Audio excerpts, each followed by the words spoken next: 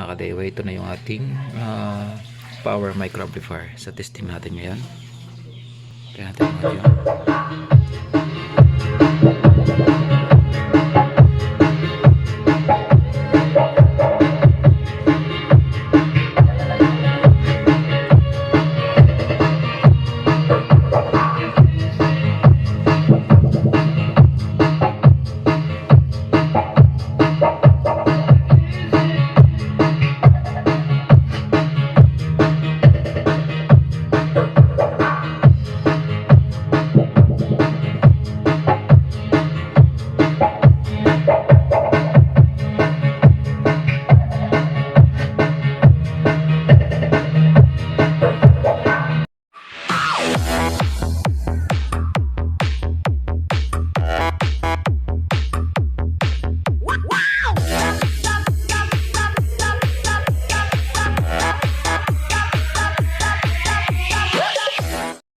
Hello mga ka-DIY, welcome back ulit sa ating videos, no?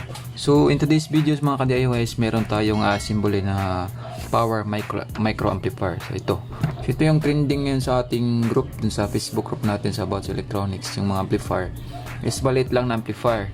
So yung sa kanila, ba't iba-ibang version yun. Yung iba is walang ito yung emitter resistor, yung iba naman is meron. So yung gagawin natin ngayon is ito is power micro amplifier na meron siyang yan yung emitter resistor na yan na 2 watts. So yung gagawin natin mga ka-DIY is may design tayo sa may design tayo na DIY yung homemade, at meron din tayo design na factory made. So yung simbolin natin ngayon is factory made. So ito yung niya, yung design ko sa yan, yung PCB na yan, tsaka ito yung 3D nya. So bali mga ka-DIY, ito yung in-order natin sa GLC PCB. Yan. So 10 pesos to. Then bibenta namin to mga ka-DIY sa Shopee. So paunahan na lang muna kasi ito is pa lang naman is for testing siya. Tapos kung gagana to is magpo-produce tayo ng mas marami. Yun. So yung mga components natin mga ka-DIY is ito siya.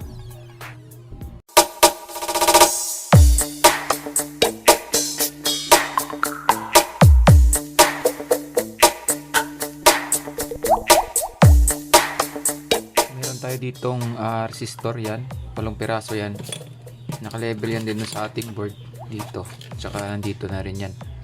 Yan, may mga label po yan mga ka-DIY para di po tayo malito. Yun. So ito yung resistor nya, ito naman yung kapasitor nya.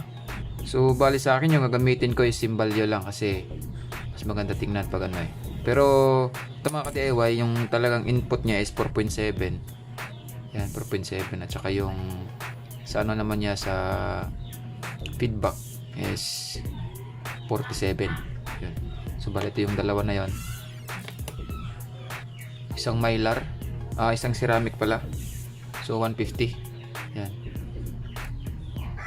Dalawang signal diode, ito 4148. Tatlong 5401 na transistor. Ito rin po ay dalawang 2-in 551. Yan. So driver din yan. Dito. Ito na part, at saka yung current generator natin dito. And then ito yung gagawin natin na OPT mga ka-DIY. So pwedeng gamitan natin siya ng 5200 at saka 1943. Kaya itong C5198 ito at saka 1941. So it depends on nyo kung ano yung gagamitin nyo. Pero sa testing natin is ito yung gagamitin natin na OPT. So pwede rin naman 5200 at saka 1943. Yan. Tsaka kailanganin din natin ng mga pass connector mga ka-DIY. Tsaka itong input natin ng GST. Yan. 5 pass connector lang. So sa PCB natin mga ka-DIY, yung size nito is susukatin natin sa roller natin. So yan. Almost 1.5 inches yung niya. Yung lapad niya, yung haba naman niya is yan, hindi siya umabot ng 2 inches mga ka-DIY. So napakaliit lang ng ating power micro amplifier. So dito sa likod, yan, pangalan yan sa atin, Nicalbatronics power micro amplifier.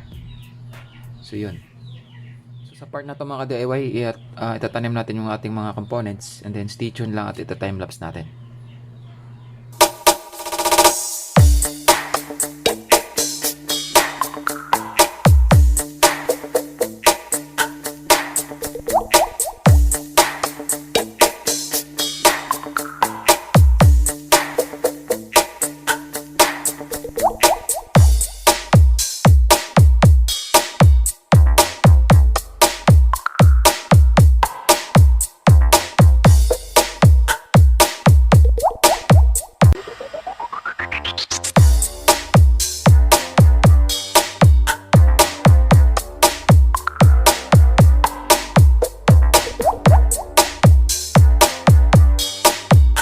Alright, so ito na mga ka-DIY, no? So nabuo na natin yung ating power micro amplifier. So napakaliit lang mga ka-DIY.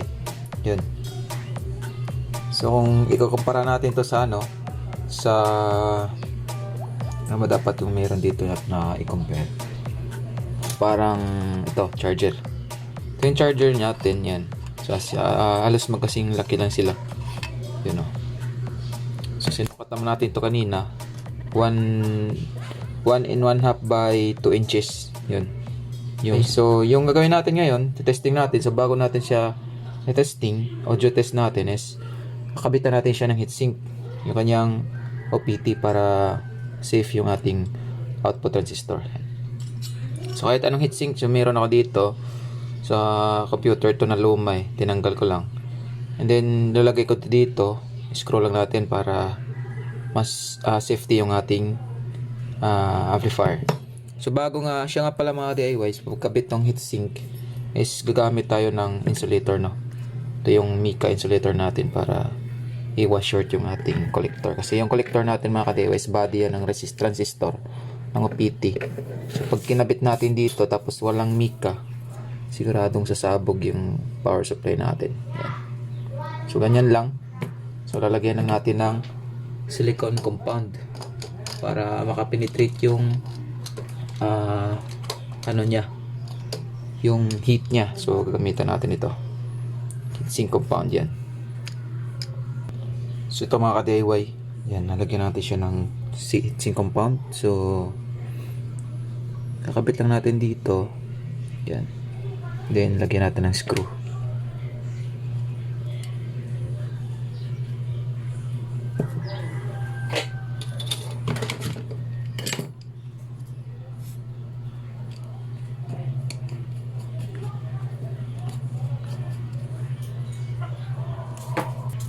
Alright, so ito na mga ka-DIY. So ready for testing na tayo. Yun. So dito sa board natin, yung kakabitan natin ng speaker. Yan, speaker out. Dito naman yung ating supply. Yung B positive, yung B negative, B positive. Ground, tsaka yung ground sa speaker. Ito yung ating audio input. Yan. So ngayon mga ka-DIY, yung gagamitin natin na supply is 18 volts lang. Ito. So sa AB905, meron siyang 18018. Yan. Then yung ating filter, ito yung gagamitin natin. So check nyo lang video nito mga ka-DIY, yung power supply natin na ito. So napakadali lang ito mga ka-DIY. Supply lang natin siya. Kasi yung microamp natin is, yung kaya niya is up to 50 volt DC. DC mga ka-DIY, hindi AC ha. Kasi yung AC is mataas na yon. So right yun. So set up lang natin. Yan. Yung gagamitin natin na wire is ito na lang para mas mabilis. So kakabit ko lang dito na part. Ayan. So, bago yun, check natin yung output ng ating power supply kung ilang volts DC ba siya. So input natin 18018 punta dito sa ating filter cap. Yan, check natin. Right, so plug lang natin yung ating power supply. Yan, sa ito mga ka-DIYs, meron din tayong indicator dito. So check natin. Positive. Yan, 22 volts. Then negative 22.5. So overall, meron tayong 45 volts DC. Yun. So ready na yan. So bago natin patutugin mga ka-DIY, check muna natin yung DC offset niya kung meron siyang DC out. So using our tester, ma-determine natin kung ilan yung DC out niya. So kakabit lang na natin yung ground. Ito yung ating ground.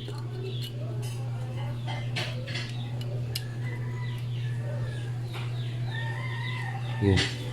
Tsaka dito yung speaker out.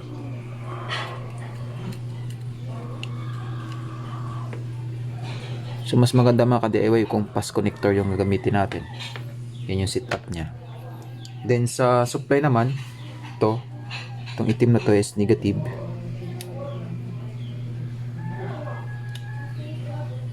Yun. Then positive. Tsaka ground. So di muna tayo magkakabit ng input kasi mag-DC offset tayo. So ito mga ka-DIY yung output natin, kakonect natin sa ating multimeter, sa ating digital tester. Then set nyo into DC. Ito yung positive, ito naman yung negative. Yan. So ingat kayo mga ka-DIY, huwag nyong i-short kasi masisira yung OPT natin. So all good na tayo. Testing tayo mga ka-DIY. Lalagyan natin yan ng supply. Tapos pansinin nyo yung DC offset nya. So pa-plug lang natin. Yun. So meron siya. Nag-spike siya patapos nawala din naman. So meron siyang 1.1. So yun mga ka-DIY. Napakaliit lang ng DC nya. 0.1 DC. So wala na yan. So testing natin. Lalagyan natin ng audio. Then siya nga pala mga ka-DIY, yung load natin na speaker is 8 ohms, dalawang 300 watts na 10 inches. So ito yung wire ng speaker. So titest natin para malaman talaga natin na kaya niyang mag-handle ng 4 ohms. So set natin din to ohmmeter, then test natin to. So dapat meron siyang 4 ohms. Yun mga ka-DIY, 4.1 ohms. So ito yung speaker na ilaload natin. Ito mga ka-DIY, dalawang 10 inches na 300 watts. Yan. So nakaparallel to connection yan para maging 4 ohms siya. Yun, DIY din yung box natin. So testingin natin mga ka-DIY. Since ready na yung ano natin, kakabit lang natin itong ating speaker ito sa ating output. Yung negative nya, yan, kung napansin nyo may tunog siya na ano. Yan. So para iwas short, ganyan natin. So yung kulang na lang mga ka-DIY is input to. So lagyan natin ng input.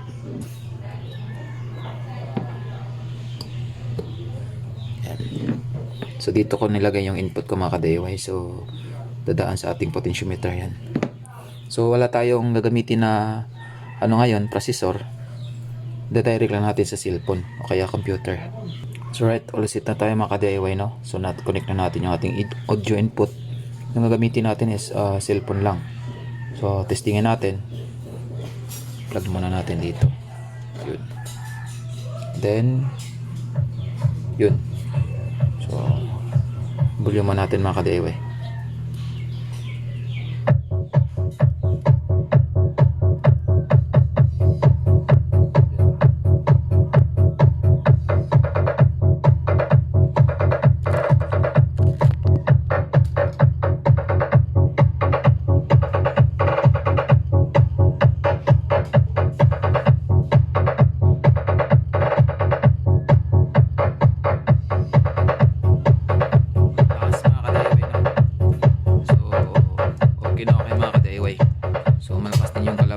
Kahit naka 1 per lang tayo, yan, micro amp lang yan.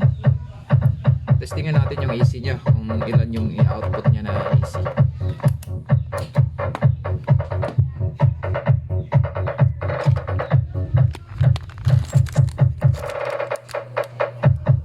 Taksan natin. DJ Jam Battle Mix activated.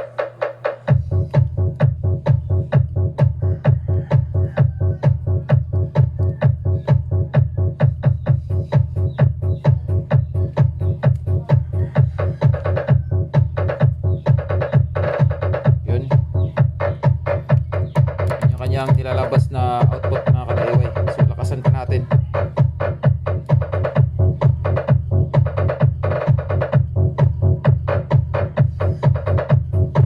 So meron siyang peak na 5.5 volts easy. So hindi na masama yan mga ka-DIY. So napakagaling ng ating power micro amplifier.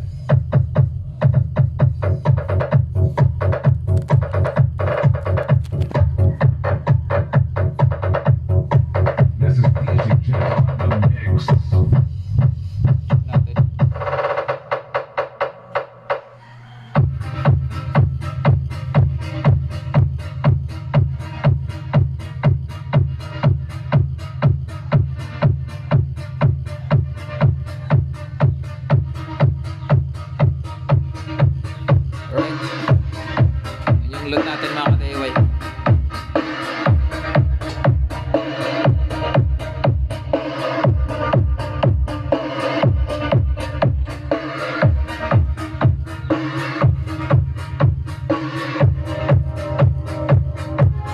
So running to mga ka-DIY, no? Yung supply natin 18 volts 018. So pag yung max nito mga ka-DIY is 50 volts DC. So pwede pa natin supplyan ng 20 volts 024. Para maging 30 volts siya yung supply niya. So yun mga ka-DIY, napakaangas ng ating power micro amplifier. Yun no, yun maliit lang siya pero maganda. Kasi light space lang yung gamitin natin para maka ano na tayo ng amplifier. Yung supply natin yan.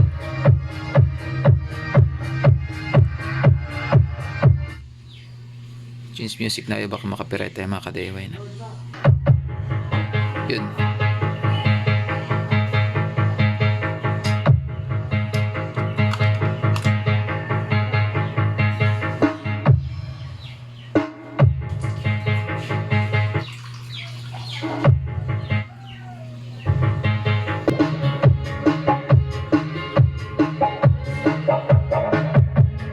Stig mga ka-DIY. So di mo lang siya uminit, no? So yung version natin ngayon 1941 at saka 6518 yung gamit natin. Hindi naman natin siya gamitan na, no, ng 5200 para mas malaki yung current, mas mataas yung current niya. Stick. So napakalit lang ng ating power micro amplifier mga ka-DIY. Yan. So sa gusto mag-avail, nasa description ng link ng Shopee namin. So ngayon 10 pieces pa lang to. Tapos coming yung order namin na 50 pieces up.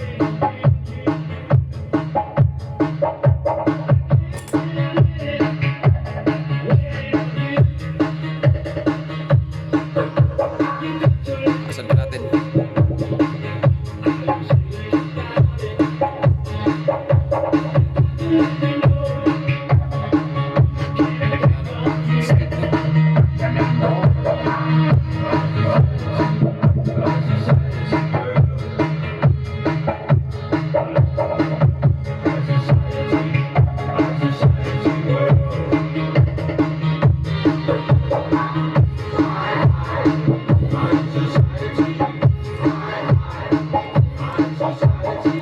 Alright mga ka-DIY, so napakaangas ng ating power micro amplifier. Yan. So one pair lang yan. So mag-update din tayo sa susunod mga ka-DIY. Gagawin natin siyang stereo. Kaya gagawin natin is lagyan natin siya ng Sobel network. Kasi ngayon yung ating micro amplifier is wala pa yung Sobel network yan. Yung coil at saka yung naka-series na capacitor at saka resistor yan. So meron din tayong version nito mga ka-DIY sa darating na stocks namin. Naka-stereo mode na siya. Bali dalawang micro amp na pinagdikit natin para mag-stereo siya. Para maging left and right yung ating function. And then gagawa din tayo ng version na merong Sobel network at saka merong preamp. Yun. So abang-abang mga ka-DIY, sa next video natin is i-update natin yung ating DIY. So meron din tayong mga ka-DIY na homemade na PCB. Ito factory made kasi ito eh. So meron gagawin din tayo ng homemade para makabenta tayo ng homemade din, yung purely DIY talaga. Yun.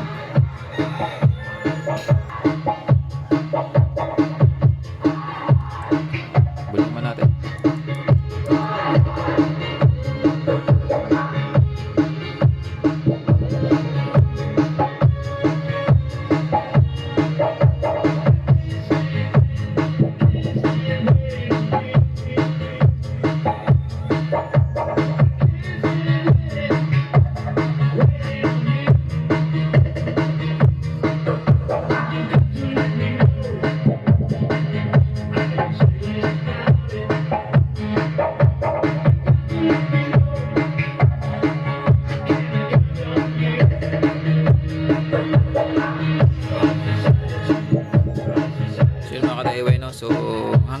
muna mga ka-DIY. So don't forget to subscribe to our channel and pakishare at like na rin ang video na to mga ka-DIY.